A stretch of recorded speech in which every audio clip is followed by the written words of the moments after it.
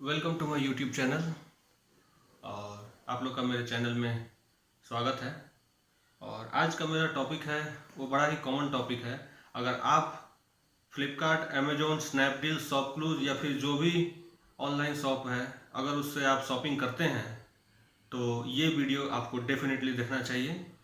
तो आइए शुरू करते हैं इस वीडियो को। आप लोग हमेशा जब भी ऑनलाइन परचेज करते होंगे तो आपको बहुत तरह का छोटा मोटा जो प्रॉब्लम है आता होगा, लेकिन उसका सॉल्यूशन आपको कहीं नहीं मिलता होगा। तो उस सारे प्रॉब्लम का सॉल्यूशन मैं यहाँ आपके साथ देने के लिए बैठा हूँ। तो सबसे पहले मैं आपको अपना क्वेश्चन समझा देता हूँ कि किन लोगों को ये वीडियो देखना चाहिए। ये वीडियो देखने से आपको क्या क्या फ़ायदा हो सकता है। तो मेरा टॉपिक जो है, अगर आपको डिफेक्टिव प्रोडक्ट डिलीवर्ड हो गया है किसी भी ई शॉपिंग के कंपनी से, फ्लिपकार्ट हो, अमेजोन हो, शॉपक्लूज हो, किसी भी कंपनी से अगर आपको ऑनलाइन परचेजिंग किए हैं और उससे आपको डिफेक्टिव प्रोडक्ट डिलीवर्ड हो गया है, तो आपको क्या करना चाहिए उसके बारे में मैं आपको बताता हूँ। देखिए, सबसे पहले अगर आप किसी भी ऑनलाइन परचेजिंग किसी भी साइट से करते हैं तो उसमें सबसे पहले आप प्रोडक्ट को मंगाएं। मैं वो वाला प्रोसेस छोड़ रहा हूँ कि आप कैसे मंगाएंगे, वो सब जानते हैं। आप कोई प्रोडक्ट ऑर्डर किए, जैसे कि मैं आपके एग्जांपल में एक ले लेता हूँ, मार्क बाय फ्लिपकार्ट का एसी आता है।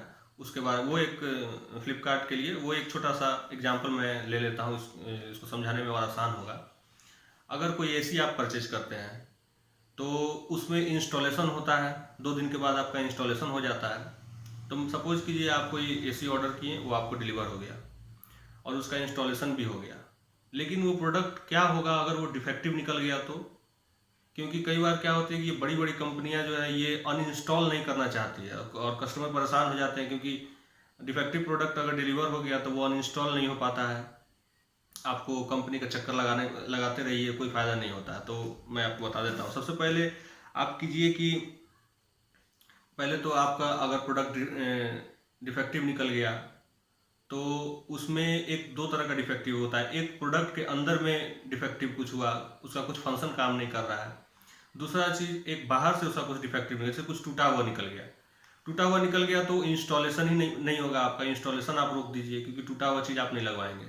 तो वो केस को रखते हैं हम साइड में। दूसरी बात, आप परचेज किए और वो आपको डिफेक्टिव डिलीवर्ड हुआ, उसका कोई फंक्शन काम नहीं कर रहा है। तो सबसे पहले तो आप कंपनी में, फ्लिपकार्ट या फिर अमेजोन, जिससे भी आप परचेज किए उस कंपनी में आप बात करेंगे, वहाँ एक कंप्लेन लॉन्च कराएंगे। और हाँ, ध्यान रहे, आप कभी भी डिफेक्टिव प्रोडक्ट आपको डिलीवर हो जिसका इंस्टॉलेशन होना है, जैसे टीवी हो, एसी हो, इस टाइप का चीज़, तो आप कभी भी उस चीज़ को आप ये नहीं कराएंगे, उसका सर्विसिंग नहीं कराएंगे।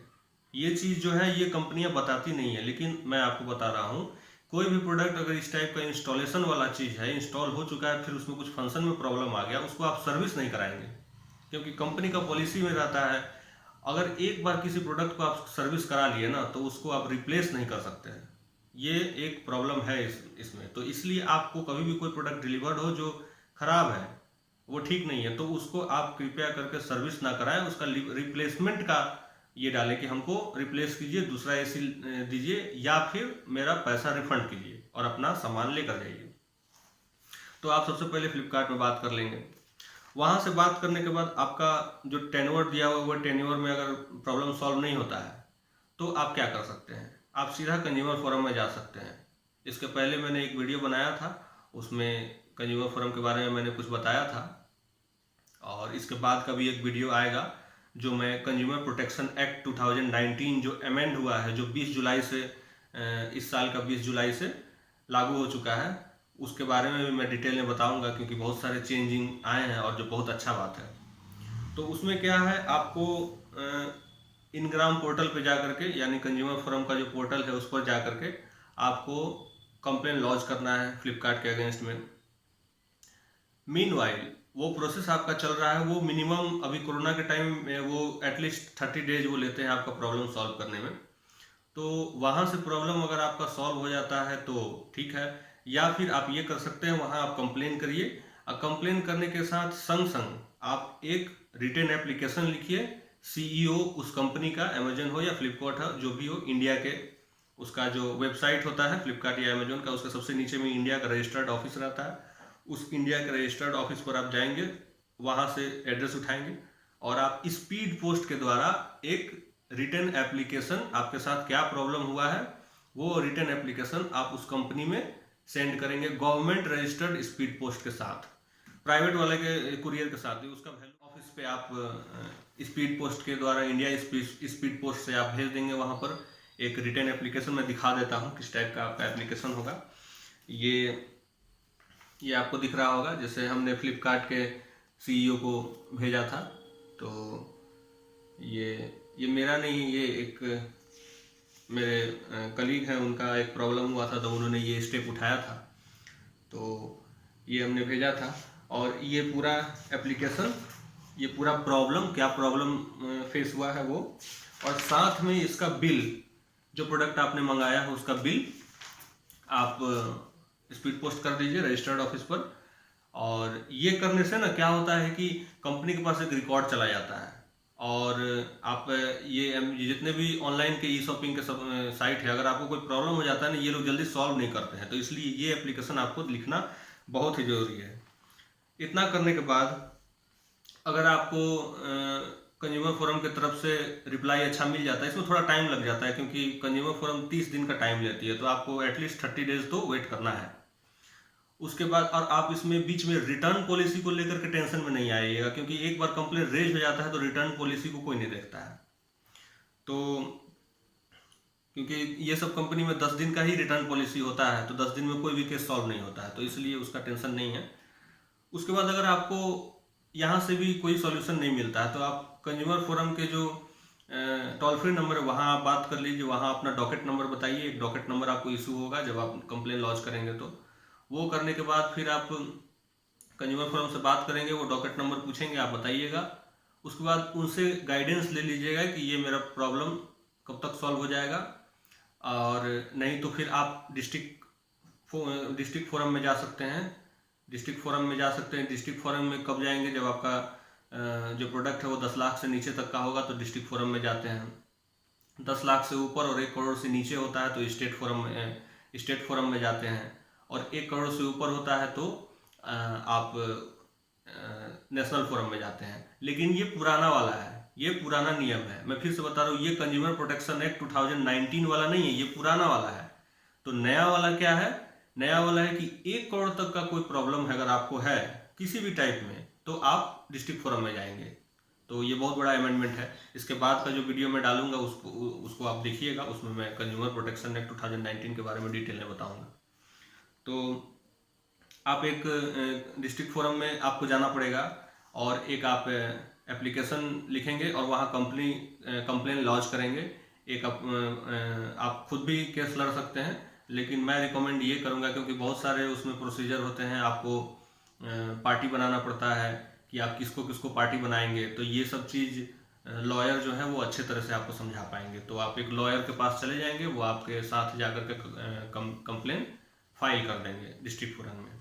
और डिस्ट्रिक्ट फोरम में कंप्लेन जब फाइल हो जाएगा ना, तो ये विदिन 10 डेज कंपनी क्या करती है, कोई भी कंपनी नहीं चाहती कि मेरे ऊपर कोई भी ऑब्लिगेशंस आए, तो वो विदिन 10 डेज आपका प्रॉब्लम सॉल्व करती है। प्लस गवर्नमेंट ऑफ इंडिया उनके ऊपर में एक आपको कंपनसेशन भी लगा देती है, एक डैमेजेज आपको भी क्लेम, तो वो जब भी होता है तो एक डैमेजेज क्लेम के साथ होता है। तो जितना का प्रोडक्ट है उतना का ही अमाउंट लगभग आप डैमेजेज में डाल सकते हैं, तो उनको पैसा भी रिफंड करना पड़ेगा, डैमेजेज भी उतना देना पड़ेगा, और उसके बाद प्रोडक्ट भी वापस ले जाना पड़ेगा।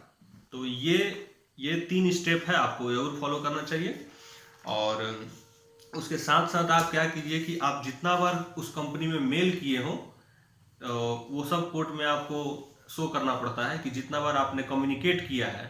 और याद रहे कि आप कम्युनिकेशन जब भी करें, फ़ोन से अगर कर रहे हैं तो 1-2 रिकॉर्डिंग भी रख लें, और आप कोशिश करें कि रिटर्न जो कंप्लेन है आपका रिटर्न कम्युनिकेशन ज़्यादा हो, जो आप ईमेल के द्वारा करेंगे।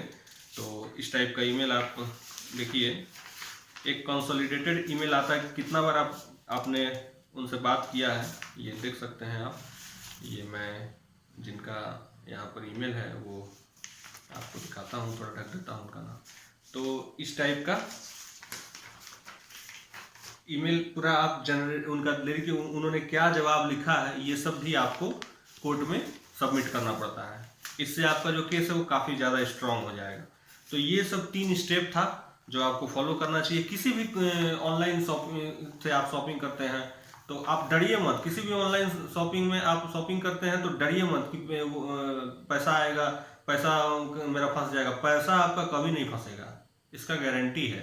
आज का गवर्नमेंट का जो नोटिफिकेशन है उस हिसाब से अभी तक जो कंज्यूमर प्रोटेक्शन एक्ट का जो नोटिफिकेशन आया 2019 का, इसमें थोड़ा सा भी डरने की जरूरत नहीं है। आप बेफिक्र होकर के ऑनलाइन परचेजिंग कीजिए, बेफिक्र होकर के उसमें आप पेमेंट कीजिए, कुछ डरने की जरूरत नहीं। अगर आपका प्रोडक्ट डिफेक्टिव है, अगर आपको प्रोडक्ट में कोई भी प्रॉब्लम है तो आप डेफिनेटली उसको रिप्लेस कर सकते हैं या फिर रिटर्न कर सकते हैं। आप पैसा आपके अकाउंट में वापस आ जाएगा, टेंशन लेने का एकदम नहीं है। आपको जिस आदमी का मैंने अभी दिखाया, उन्होंने कंप्लेन किया और उन्हें डिस्ट्रिक्ट फोरम जाने की जरूरत भी नहीं पड़ा। उन्हें बीच में ही पैसा रिफंड कर दिया कंपनी वाला ने, क्योंकि कंपनी वाले जानते हैं कि डिस्ट्रिक्ट फोरम में जाएगा तो फिर मामला बढ़ेगा, उनको डैमेजेस क्लेम देना पड़ जाएगा। इसलिए तो आज की वीडियो में इतना ही, और नेक्स्ट वीडियो का आप इंतज़ार करते हैं। नेक्स्ट वीडियो में मैं तुरंत डालने वाला हूँ, जो आपका कंज्यूमर प्रोटेक्शन एक्ट 2019 के ऊपर रहेगा, एक डिटेल वीडियो। तो तब तक के लिए गुड बाय, थैंक यू।